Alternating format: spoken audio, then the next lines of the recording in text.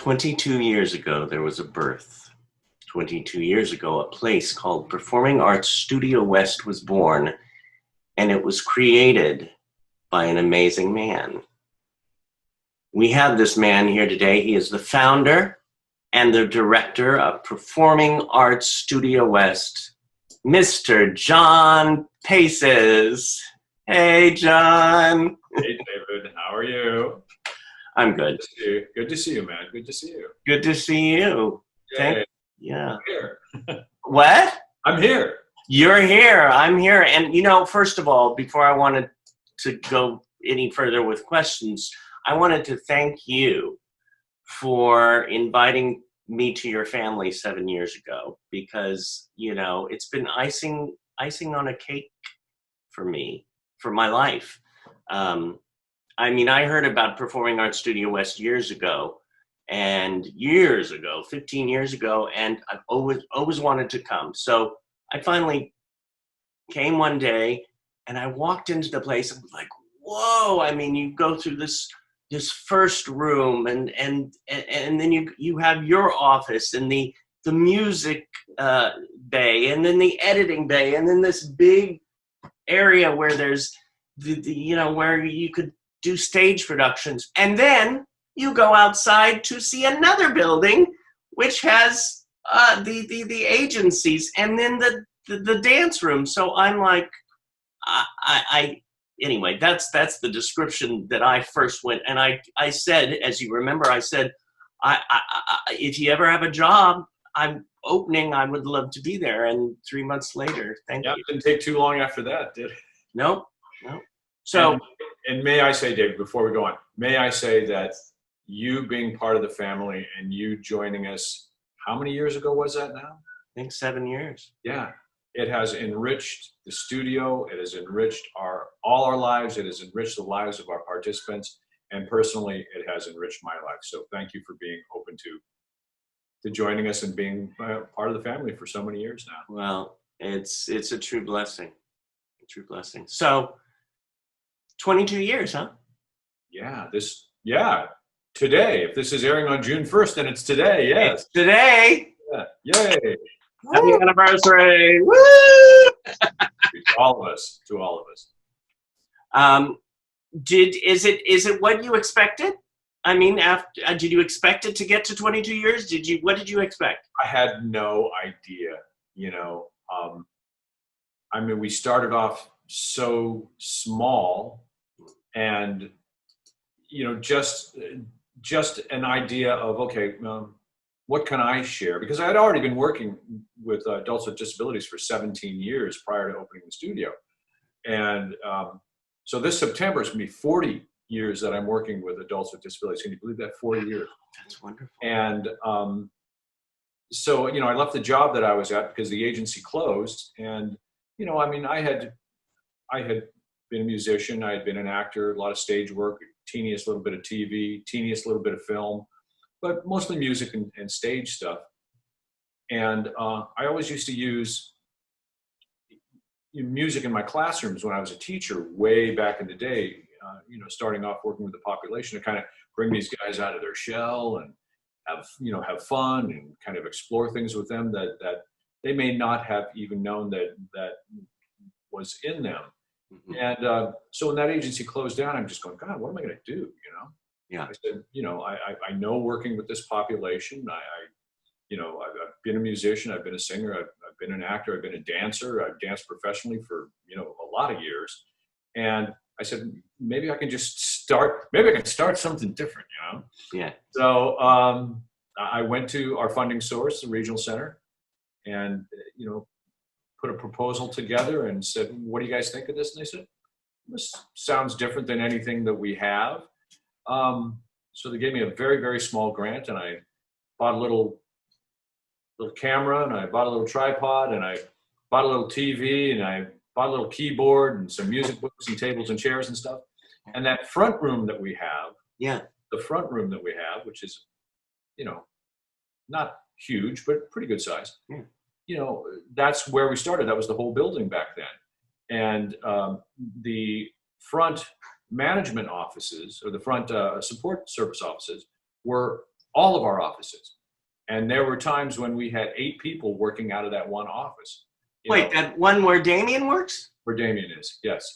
Now it went back a little further. It went back to where the staff lounge is. Right. So it had that other 4 or 5 feet or whatever that is. And the side door coming in was another entrance to that. But that's where all of us were working. So we had all our computers, all our recording equipment, everything there. So, but I really had, I had no idea how far this thing would go. And I thought, maybe the goal is if we could do some original shows, or we could go around to retirement homes or other day programs and Right. put on musical presentations. I sound condescending. Put on little musical presentations. Well, like the shows you put on are little. Yeah. Well, back then it was me with a keyboard and 5 performers. Right. Singing, and we would go to a retirement home, or we go to another day program and entertain. And then I thought maybe if we could get these guys background work someday, that might be something that we could lead to that. But I didn't really know. And so I started off as the only employee, and I started off with 5 people. One who is still with us today, Pam Rauka. So happy anniversary to Pam too. It's 22 years for her. Hey Pam, happy anniversary to her. And then our ratio, and still is, it's a 1-to-6 ratio. And so it's 1 staff person for every 6 participants that we have. Right. So up until my 7th participant, It was just you? It was just me. When we got that 7th participant, I said, I got to hire somebody else. Right. So we started finding people here and there, and it grew and grew and grew. I mean, some of our very, very early people that were with us, were Diana Elizabeth Jordan, who came in as an acting teacher, and she popped in and out because she was still in grad school, going for her master's in theater at the time. Carmel was there pretty early, and I think out of the crew that we have now, those are the ones who have been with us the longest. But so I had no idea where it was going. I really did. What a great beginning. I mean, and it is like, from going to a little box that just opens up and becomes a whole world. What are you most proud of?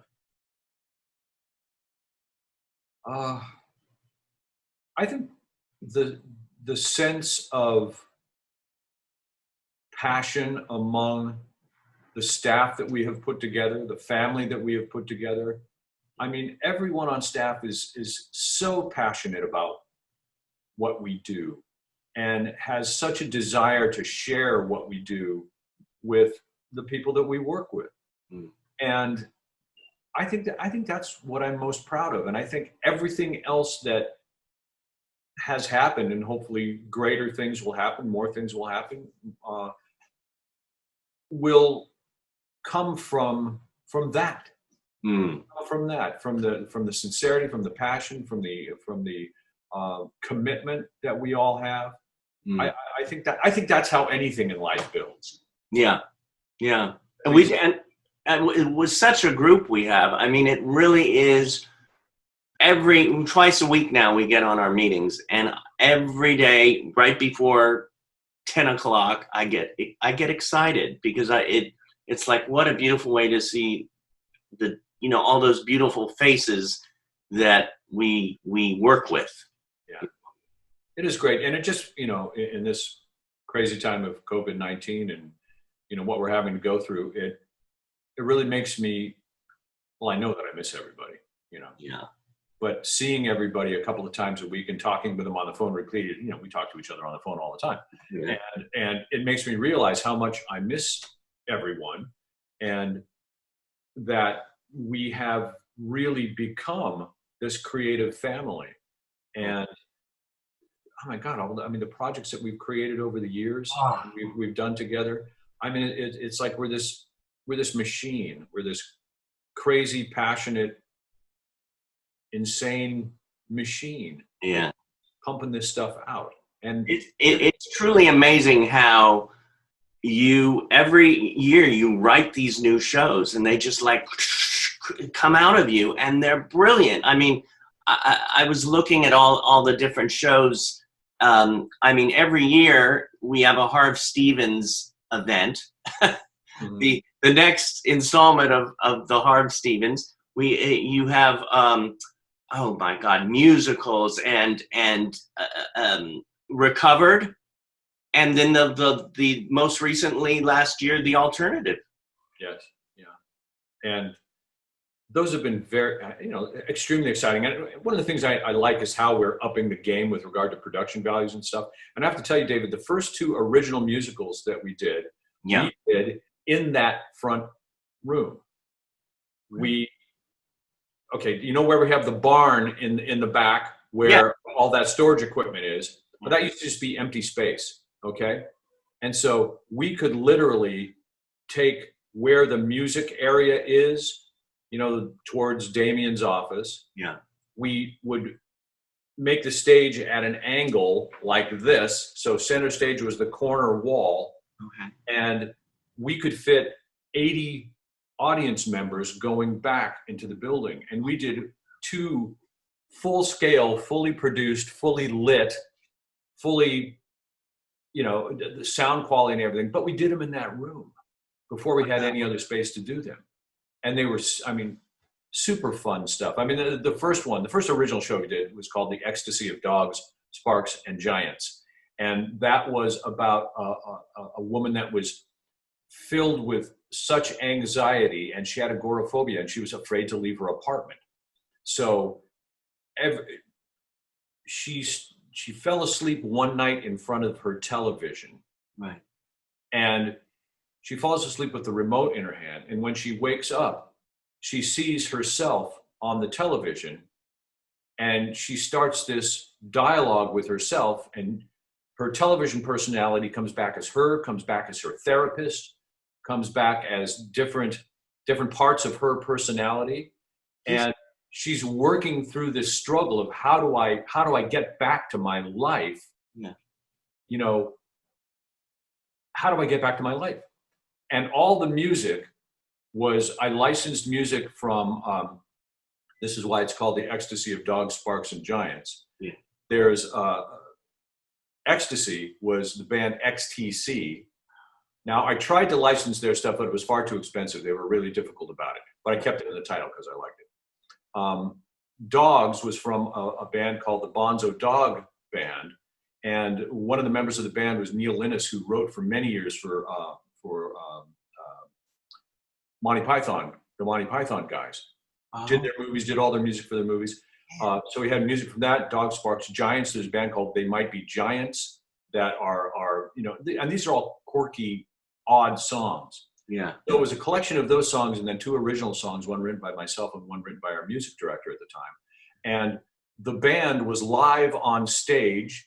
We started off behind a partition, and then all of a sudden the partition moves and we're interacting with her, and she's going, "Who the hell are you?" And we're going, "We're your backup musicians. We're here to help you through this thing," And all the songs were her trying to work out stuff in her head. So there would be something where there'd be a knock at the door, and she'd open the door, and a group of like Elvis impersonators would come in with gigantic foam Elvis wigs, and they'd do an Elvis type of number, or there'd be a rock number, or there'd be, all different styles of music. And it was her working her ability to finally bust through and get out again. And at the end, she does leave the apartment. We did a great thing where she ran out the door, and then on the TV, we cut to a shot of her running through an apartment building and going by the pool. And all the people that she had seen in this dream, this Alice through the looking glass type of experience, were people from her actual life. Wow. There was a pair of conjoined twins who had come in, and they were sisters who lived in the building. There was the pool guy who came in as somebody else. There was a delivery guy that came in as somebody else. Anyway, but it was wacky as hell. And it was a good jumping off point, for what we were doing. And I said, it was always my goal. I just wanted to say, I want to do stuff that makes people laugh, number one, Yeah. and think, number two, and then also for them to say, gosh, dang, that was a great show. That was a great show. And not, hey, that was a great show for people with disabilities. Right. That was a great show, you know? Yeah. And, you know, fortunately, we have always had so many strong character types that were strong enough actors to be able to allow me to say, I can write for this person. I Yeah. can write for this person's personality Right. or speech pattern or you know, if somebody was on the autism spectrum and they had an interesting way of communicating, I can write for that person. So that was the first, you know, jumping into something that was original. Well, and one thing I love about performing arts and the family that we all have is that when I go in to teach a class, I'm teaching John Tucker, or I'm teaching this actor or that actor. It's not about the disability, Right. because all of these wonderful students, all of you wonderful students who go to Performing Arts Studio West are amazing actors. I mean, everybody has their strengths. You know, I have my strengths, I have my weaknesses, but we focus on that, and that's what I love about it. Is I'm teaching an acting class. Right. Exactly. And it's marvelous because you know, you and the other teachers, we don't dumb down things for these guys. You know, it's not if you walk into that and you close your eyes and we listen to the way that you guys are delivering the curriculum, and it's like listening to a professional acting class, because that's essentially what it is. That's what we're going for, obviously. Well, I mean, especially in this town, because, you know, they're going out for auditions, they're booking, you know, roles. So it's like, you know, and I, you know, one of my things is people ask me what sparked me to get into this community? What sparked you to get into this community? I mean, you were acting, you were singing, you were... Yeah. Well, my mom was a special education teacher. All right. She was a resource specialist, and she worked with people with special needs on the upper end of the, you know, of the, somewhere on the spectrum. Some, you know, just had some other kind of mixed diagnoses. I have a cousin, a couple years older than me, who has a developmental disability. So I was always comfortable around the population. When I was in junior high school, this is so funny. Yeah. How old I am. I wasn't middle school back then, right? It was junior high. And there was a class of a group of students there. So this is 7th and 8th grade. And these were all people with physical disabilities. There were people with CP. There were people, you know, wheelchair users. And I found them so goddamn interesting, you know, to talk to them. And they were funny. They had marvelous imaginations. We would, you know, do wheelchair races and stuff on the asphalt and read Mad Magazine. And I'm just going, God, these guys. And each one of them was limited in some kind of way physically, but their brains were just so, you know, they were so intuitive about things and so intact in their communication skills and what they thought about. It was just like any other person of that age. And I just found them super interesting. So I don't know, I always just gravitated to the population. And then when I moved to LA in 1980, and again, this June, I came in June, I think, or maybe September. 40 years in LA. You know, I'm originally from the Bay Area, as you are. Right. Spent 3 years in New York, back and forth between New York and I was seeing that, you know, I was going over everything, and in New York, you studied with Sanford Meisner. I did. Who can say that? I mean, one of the most frightening experiences of my life. I was 19 years old, you know. I was 19. Probably a little too young to really, you know what was in here yet. You know, I did 1 year of college, and I just found that it wasn't for me, you know, so much. All I wanted to do was theater and music, you know, And I was, from the time I was 15, I had done, theater in high school and theater in community theater and theater in summer theater and theater at the college. And the college that I went to had an amazing theater department. I mean, every technical bell and whistle that you could have imagined was there. So I was used to this high-end production. And my drama professor, the theater professor at the time, he just said, have you thought about really doing this? I mean, about studying and going on and doing something more than this? And I said, I would love to. I said, I would love to. And he had gone to the Playhouse, back in probably the early 1960s, I would think.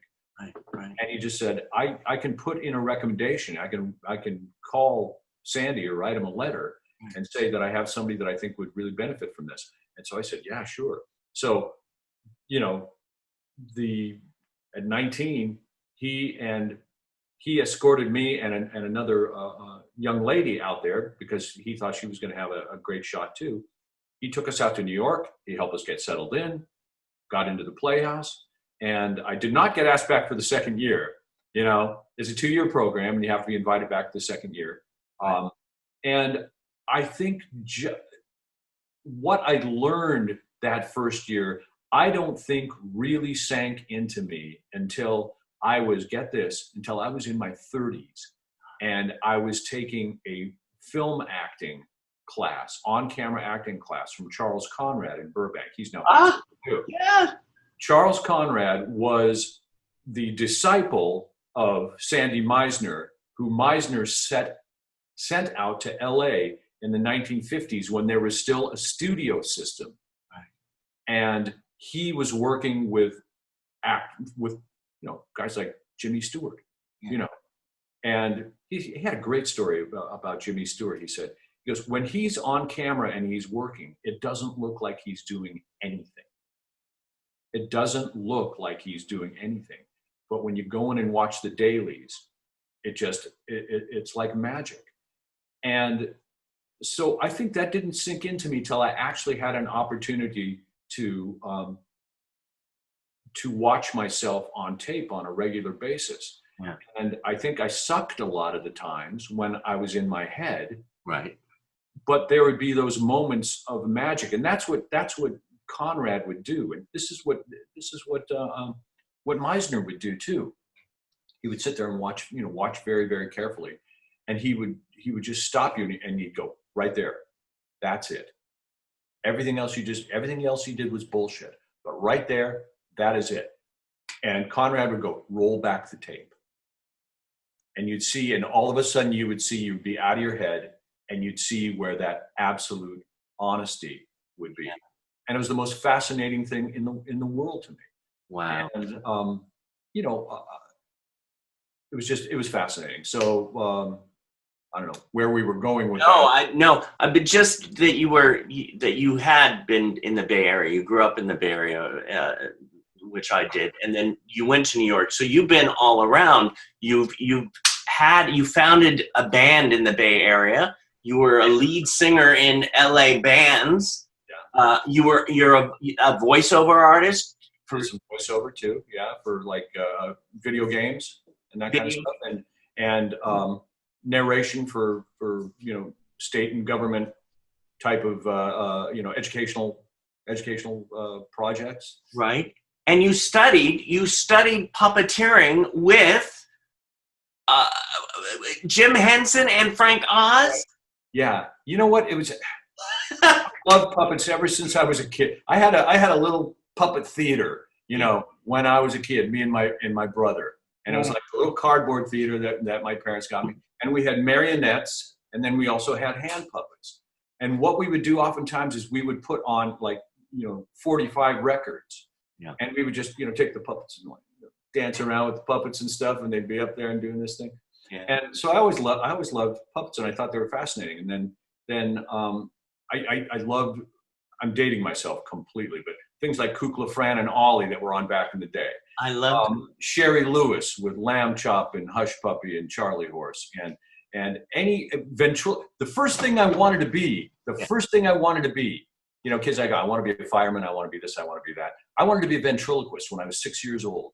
I'm just going, wouldn't being a ventriloquist be the most fascinating thing in the world? And so I got myself a dummy. I bought myself a book, or my parents bought me a book on how to practice ventriloquy. And I started playing around with that. And, you know, it didn't lead obviously to that being any kind of a vocation, but it sparked and kind of stayed in here with what you can do with making an inanimate character look alive.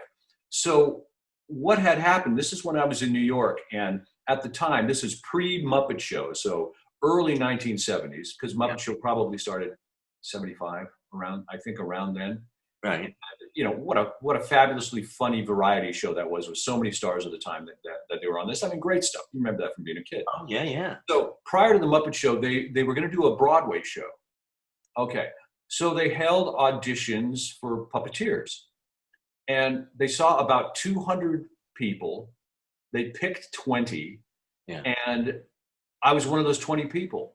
And the audition was just like Jim and Frank in a room, and a bunch of puppets, none of the famous characters, but just more generic kind of puppets. Yeah. And you say, well, do you do voices? Yeah, I do voices. You know, let me see some of your voices. Here's this puppet. What kind of character would this be? And so I just played around with it, and I got a call a couple of weeks later, I guess, and they said, you want to come do this? I'm just going, Jesus Christ, are you kidding me? I said, are you kidding me? Absolutely. Yeah. Absolutely. And so we did a training session with them prior to the Broadway show. Right. The Broadway show never went down. Okay. It never went down. I, in the meantime, had come back to California for a vacation. I had done some theater that summer too, which is another great story about how crazy actors are and how hard they work when they love something. Yeah. But I come back to California, and I got really sick because I burnt myself out, you know, from summer theater, and I got mono really bad, and I was on my back for 6 months practically. I had to move back in with my parents. I didn't do anything for 6 months. Yeah. But so I said, well, that's one thing I lost out on, that relationship, at least, even though the Broadway show didn't go up. But I said, dang, that's one of those opportunities just kind of slipped away, you know? And at the same time, I had auditioned for Grease on Broadway when it was still running on Broadway. And I had been called back. I was on my third audition. For Grease. And for Grease. And I got a call too when I was in California. We'd like to use you in the show. And I said, I'm stuck. I'm here in California, and I'm not well, so I can't come back. So at the time, those two losses, whatever, right, were so devastating to me. But then I think with where I am now, had that stuff happened, I'm guessing Performing Arts Studio West wouldn't have happened. No. You know? It is so true that we go through certain things in our lives, and I could see, when you were talking about all these different things that you have done, it made me see you even deeper than I have. I mean, I've known you for more than 7 years, but to see all the levels that you have inside of you that brings out you. And thank God you did say no to that, because I think you're right. I think Performing Arts Studio West wouldn't have happened. You know, I always think too, and just as an adjunct to the puppeteering thing, I did get a chance when I came to LA many years later, and to be part of two very large scale, wonderfully produced television projects, and be able to work with giant puppets on, with multi people, manipulating these things, watching yourself on TV cameras, wearing headsets, and fabulous sets and castles and dungeons and all sorts of wild things. So I did get the opportunity to do that professionally, which I was very happy. So it came around. It's all that's everything that we go through, everything that we learned, everything that we experience. I think it goes into this, it goes into this bottle. You put the cork on it, and then when you need it, you take the cork out, and out comes the magic that you've learned or acquired, and you put it towards something else. You know. That's beautiful. That's beautiful. Well, we do have such a great staff, and to have Megan there, and God, and Lindsay, and I could go on, but I mean everyone. And I have a little surprise here, just to have some people join in. Hey. These look like might be some of our working actors. I think so. I think it would be just a few. I knew, and you've been on the set. Like, I see that Luke Zimmerman's coming on. You were on the set with Luke. Yes. And Isaac. Oh my goodness. Hey guys. The Isaac LEVYA. Isaac. Hi, Isaac. You know, I think, you know, certainly most fun experiences that I've had coaching on set have been with Isaac. And Isaac, a number of years ago, did a film called Any Day Now with Alan Cumming and Garrett Dillahunt and a bunch of other great people. Right. What a heartwarming, wonderful, sad, funny film. So for people out there, if you have not seen Any Day Now, you got to rent this thing and have a box of Kleenex with you, because it is beautiful. And Isaac was so amazing in this, and one of the things I remember so clearly that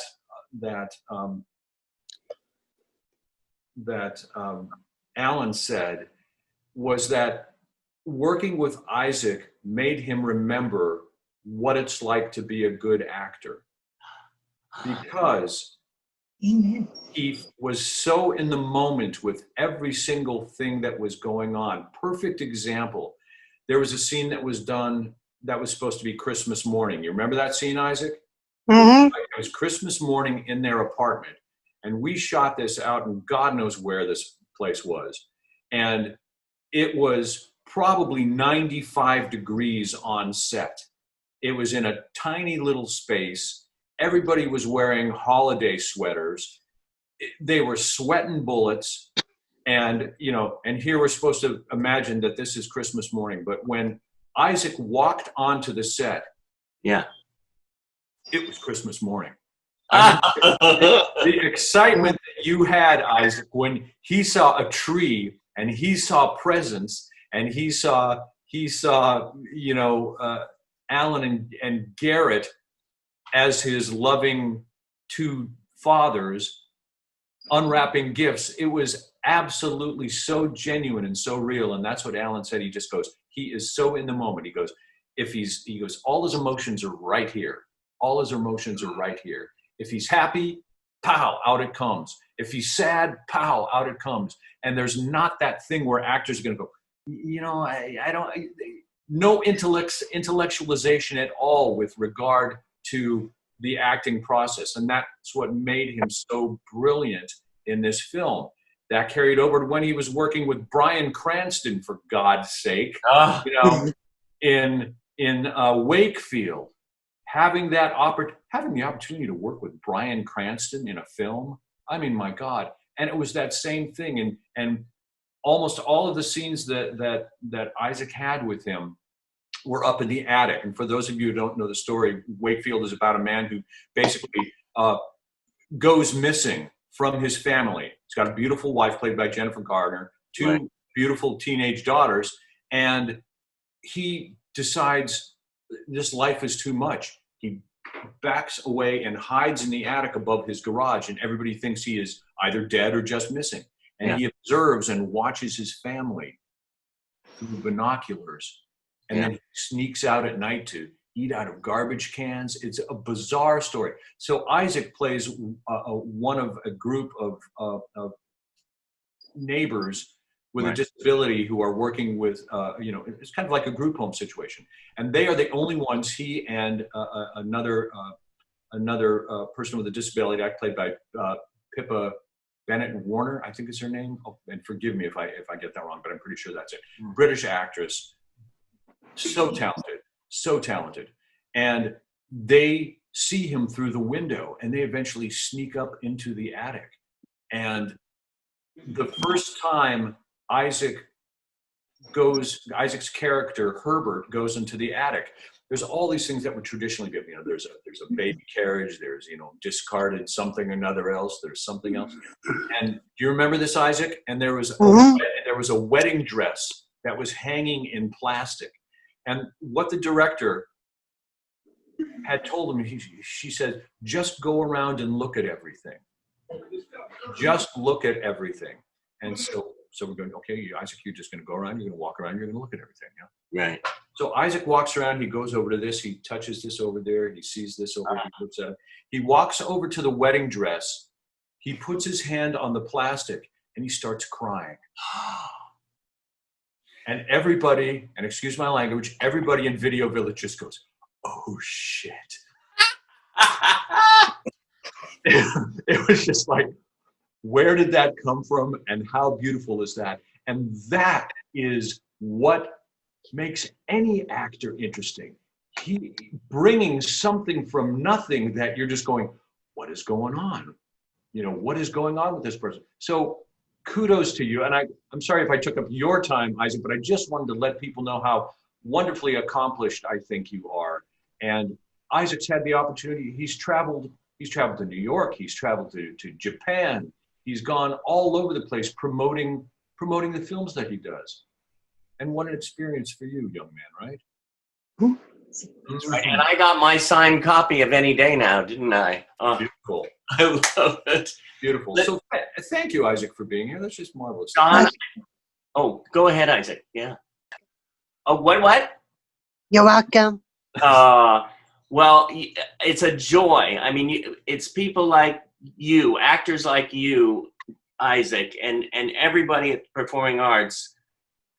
John, we love you so much because, again, you have created this amazing space for such talent to grow and breaking through the, they talk about glass ceilings, listen, you're breaking through the glass walls, this, that, and the other. And I just want to say, we all absolutely love you. And I love you guys. And so many of us are here to just say we love you. Oh my goodness. Well, hello, everybody. Hello. Oh. What a surprise, GM. Huh? Oh, that is sweet, you guys. Thank you so much. I love you. Oh. I love you too, guys. Man, I just saw you. What a double dose of love here. Hi, everyone. Fly, David Zimmerman. More than a double. Hey, John. Say hello to your uncle. Hello to your uncle. Thanks so much. Hey. Thank you, guys. Thank you so much. It's so Look, that's funny. I love you. Love you, Cupcake. I love you guys. What's the Love you. Could not be possible with you guys. Could not be possible without you guys. You are what makes this thing hum. You are I love you, John. The staff, the instructors, our participants, our actors, everybody working together as a team. Thank you. Thank you so much. It's just so sweet. Happy anniversary. Happy anniversary. Yeah. On the count of 3. 1, 2, 3. Happy anniversary. Founded in 1998, Performing Arts Studio West, also known as PASW, provides hands-on individualized training, career management, and on-location support for performers with intellectual disabilities working in film, television, and commercials. Our year-round training program gives each performer the chance to explore their creativity, test their courage, show their determination, and build their self-esteem. PASW is a nonprofit affiliated arts program funded by the State of California Department of Developmental Services through the regional centers of the Greater Los Angeles area. Performing Arts Studio West's main focus is to provide professional performing arts related training for adults with intellectual disabilities and create opportunities for them to work in integrated settings in the entertainment industry. The curriculum includes acting, music, dance, monthly performance showcases, and professional in-house productions. PASW actors have appeared in over 1,800 roles since the studio's inception in 1998. Performing Arts Studio West trains and represents actors and performers with Asperger's syndrome, autism, Down syndrome, cerebral palsy, seizure disorders, and other developmental disabilities. PASW's Talent Management Department researches and submits clients for both disability-specific and non-disability roles for both union and non-union projects, including film, television, music videos, and commercials. Our management team takes headshots and develops resumes for clients who desire to work professionally. Acting instructors teach scene study, character development, cold reading, improvisation, and audition techniques, in addition to on-set protocol. Our industry liaisons work with SAG-AFTRA, casting directors, producers, and directors to promote and increase the hiring of performers with disabilities for entertainment industry projects.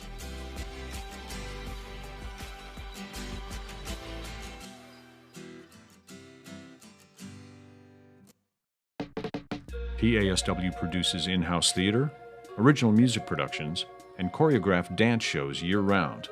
Performing Arts Studio West is now focusing on a uniquely creative endeavor, reconstructing classic childhood nursery rhymes through surreal, dark, and alternative art styles that are both imaginative and thought-provoking. This innovative multimedia project will include a full-color coffee table book, an art gallery installation, original music, animation, film, and 360-degree HD immersive environments. The project features work created entirely by PASW artists, actors, performers, and musicians who are being joined by celebrity guest artists from the entertainment industry. PASW performers have worked professionally with Oscar, Emmy, and Tony Award-winning actors. Celebrities and other industry guests that have shared the experience of working and speaking with our talented actors include Bryan Cranston, Charlize Theron, Dustin Hoffman, Joe Mantegna, Holly Hunter, Alan Cumming, Jim Jeffries, Peter Fonda, Mekhi Phifer, Laurie Metcalf, Niecy Nash, Alex Borstein, Shailene Woodley, Molly Ringwald, Jennifer Garner, Mindy Sterling, Kat Dennings, Deborah Wilson, John Voight, Sean Penn, Kurt Yeager, and Nick Novicki, among many others. Everyone has the right to pursue their dreams, a right to discover their passion. And those who choose a path in the arts are among the most creative, expressive, and unique individuals among us. Sharing their talent is their gift to the world. Performing Arts Studio West is proud to walk alongside them on that journey. The future of state and federally funded programs is always uncertain. If you would like to support Performing Arts Studio West and help keep this vibrant program alive, along with the dreams of our performers, please visit our website at pastudiowest.com. Thank you, John. Thank you, David. Love you very much. Love you guys, each and every one of you. Thank you for everything that you do for the studio. And I look forward to, being through this and being back to the studio, whatever that looks like. Everybody stay happy. Everybody stay healthy. And here's to many, many more wonderful and creative years. And we got such great, listen, even though we're in this period of time that we're going through right now, we got some great stuff that's going to be happening. And things are just going to explode. I think in the fall, things are just going to absolutely explode. We're working so hard behind the scenes to make wonderful things happen, and it's going to be different. It's a different world right now, and we're going to adjust to that world, and we're going to keep growing and creating and loving each other and making wonderful art and wonderful music, and we're going to get after it, right? Yeah. All right. Yeah. Thank you, David. Thank you, everybody. Thank you.